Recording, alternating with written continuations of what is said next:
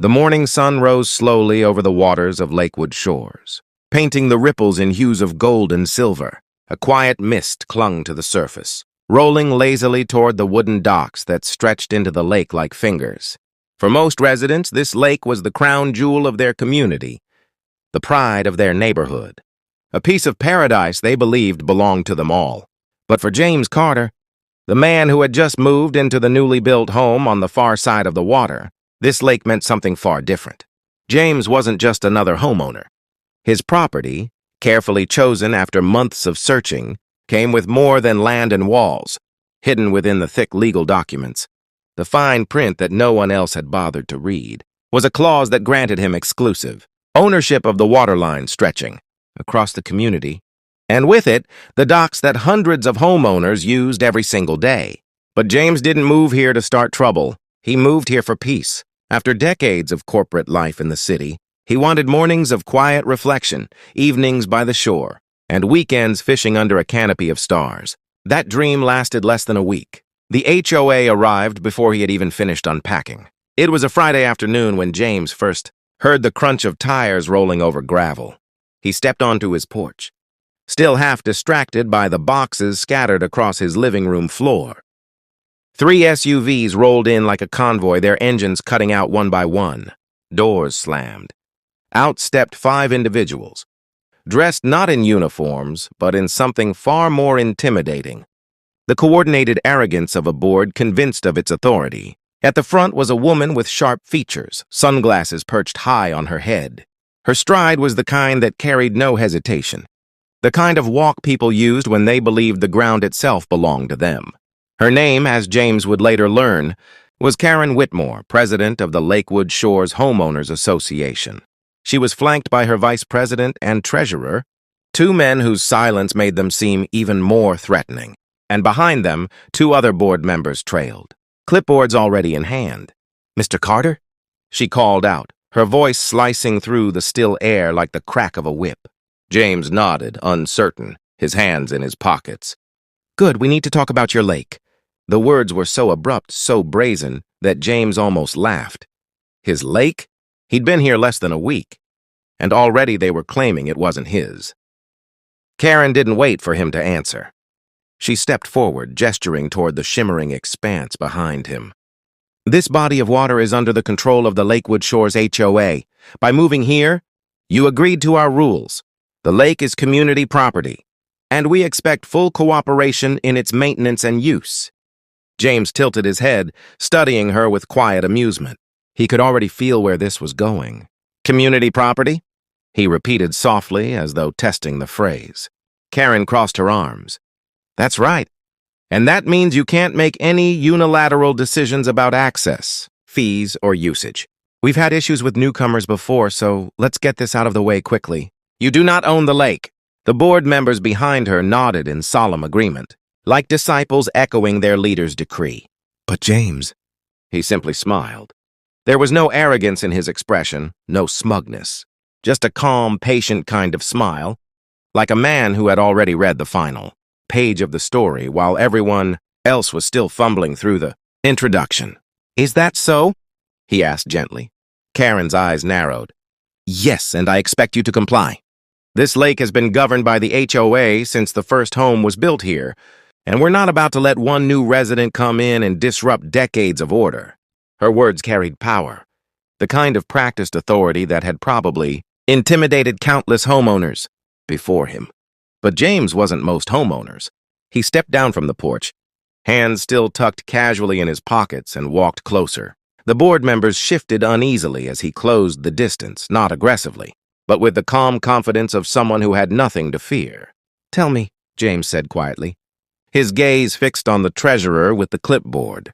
"Did you happen to read the deeds to this property? Or the original subdivision maps filed with the county?" The man blinked, thrown off by the question. Karen cut in sharply. "That's irrelevant. The HOA governs all shared spaces here. The lake falls under our jurisdiction." James chuckled under his breath, the sound low and unsettling. "Jurisdiction. Interesting choice of words." The silence that followed was heavy, broken only by the distant call of a bird over the water. Then James leaned slightly closer, his voice dropping into a tone that carried both weight and warning. "I suggest you look again." For a moment, Karen faltered. Just a flicker, the briefest crack in her wall of confidence. But she recovered quickly, straightening her shoulders. "We'll see about that," she snapped. "Expect a formal notice from the HOA. You've been warned." With that, she spun on her heel, signaling the others to retreat. Doors slammed once more, engines roared back to life, and the convoy disappeared down the road, leaving only the faint smell of exhaust in the air. James stood there on the gravel path, watching the dust settle, his smile lingering. They had no idea. That night, James pulled out the thick leather binder where he kept his closing documents. Page after page of legal jargon and stamped signatures filled the binder. But one page mattered more than the rest, the plat map. Drawn years ago when the land was first parceled, it clearly outlined his property line. Not just the land, but the lake itself, extending far into the water. And at the very bottom of the page, in black and white, sat the words that would change everything. Includes ownership of community dock structures and easement rights. James closed the binder with deliberate care, almost as if he were tucking away a loaded weapon. The storm hadn't even begun yet. The next week was quiet. Too quiet. No cars, no demands, no HOA members knocking at his door. James continued to unpack, set up his workshop, and spend evenings on the porch, fishing rod in hand. But he knew silence wasn't surrender. Silence was planning. And sure enough, on the following Monday morning, he found a letter taped to his front door. Bold letters screamed across the top. Notice of violation. The letter accused him of unauthorized use of community property and demanded he immediately cease exclusive activities on the lake. It warned of daily fines, escalating penalties, and legal action if he refused to comply. James read it slowly, then folded the letter neatly, placing it back in the envelope. He didn't even bother to frown. By Friday, the fines had supposedly reached over $2,000. By Saturday, the HOA had sent another letter, this one announcing an emergency board meeting scheduled for the following week, the subject line in bold.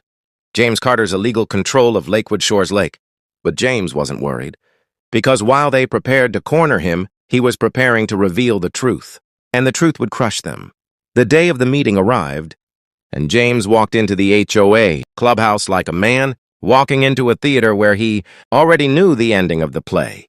Rows of folding chairs were filled with homeowners, whispering among themselves, curious about the commotion. At the front, the board sat behind a long table, Karen in the middle, papers stacked before her like weapons of bureaucracy. She wasted no time. The moment James took a seat, she leaned into the microphone. "We are here today to address Mr. Carter's illegal claim of ownership over Lakewood Shores Lake. This association has governed the lake for decades, and we will not tolerate false claims or attempts to monopolize shared resources. Mr. Carter, do you have anything to say for yourself before we proceed with enforcement?" The room went silent, all eyes on him. James stood slowly, buttoning his jacket, and walked to the front. He placed a thick binder on the table with a heavy thud, the sound echoing through the hall. "Yes," he said calmly, "I do." And with that, he opened the binder to the plat map.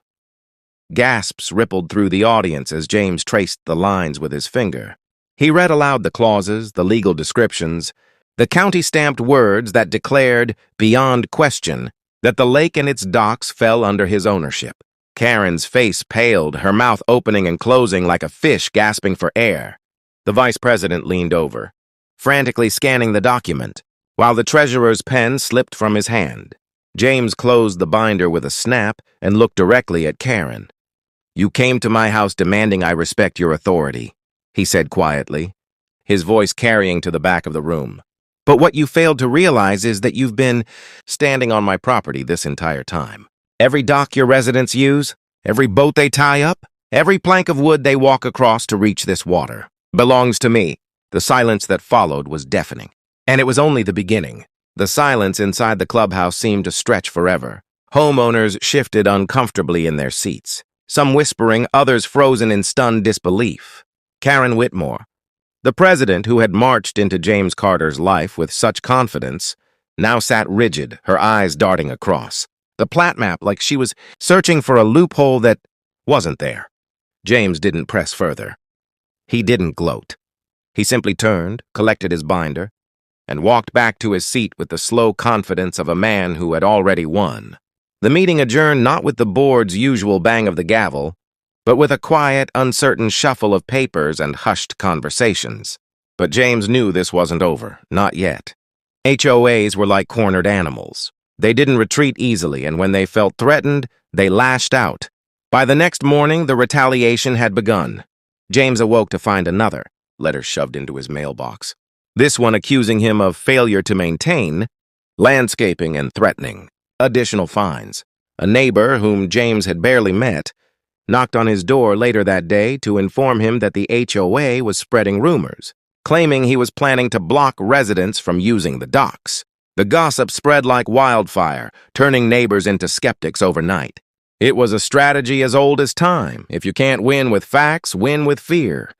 But James had prepared for this. He hadn't bought the property by accident. He had researched every inch of land, every legal right, every hidden detail. He knew exactly what cards he held. And now, it was time to play them. On Saturday afternoon, James invited the residents of Lakewood Shores to a gathering by the main dock. He brought with him not just the binder of legal documents, but also a projector, a screen, and a stack of printed copies of the deed. When people arrived, murmuring and suspicious, he greeted them with calm courtesy. "Thank you for coming," James said, his voice carrying across the water. "I know many of you have questions, and I think it's time you heard the truth from me directly, not through rumors." He clicked the projector on, and the plat map appeared larger than life on the screen.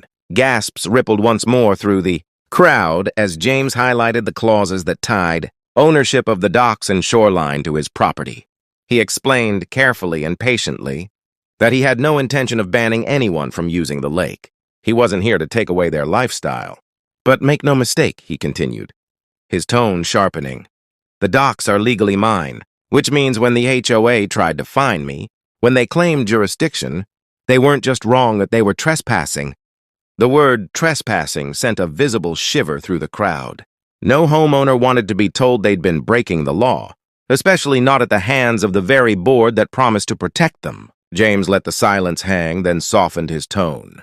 "I moved here for peace. I want to enjoy the lake just as much as you do, and I have no intention of restricting your access.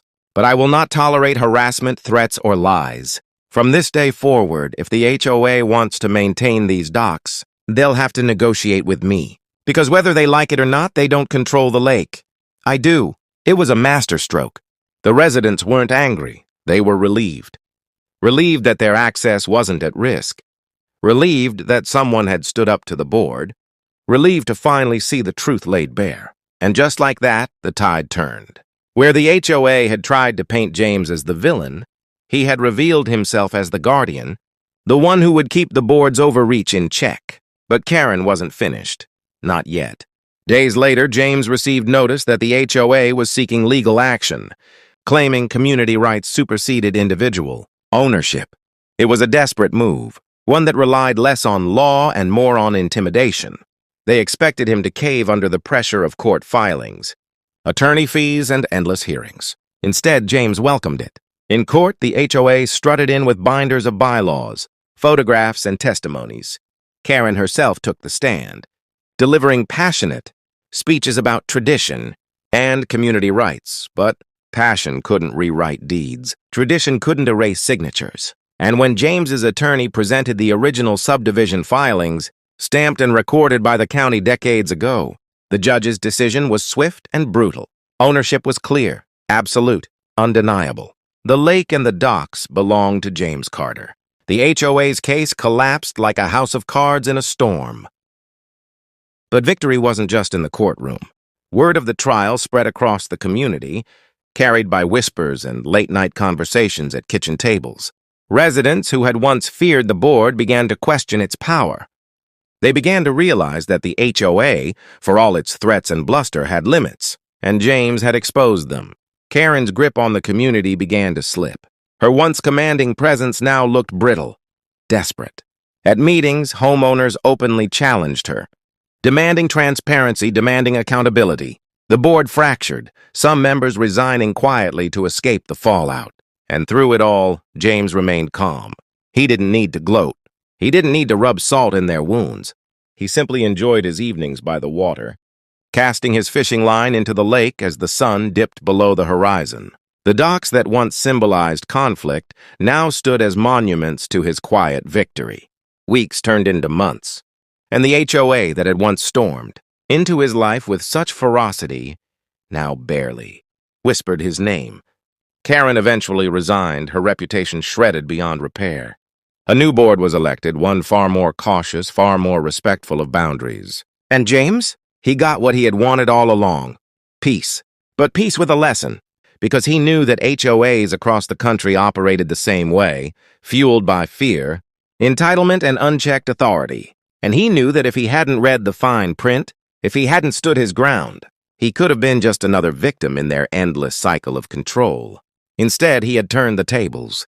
He had reminded them that sometimes the one they try to bully is the one holding all the cards. And as James sat on his porch one quiet evening, the water lapping gently against the shore, he smiled to himself. The HOA had come demanding his lake, but they had left empty-handed, humiliated, and broken, never realizing until it was too late that the docks beneath their feet had always belonged to him. The lake was his, the docks were his, and the victory was his forever.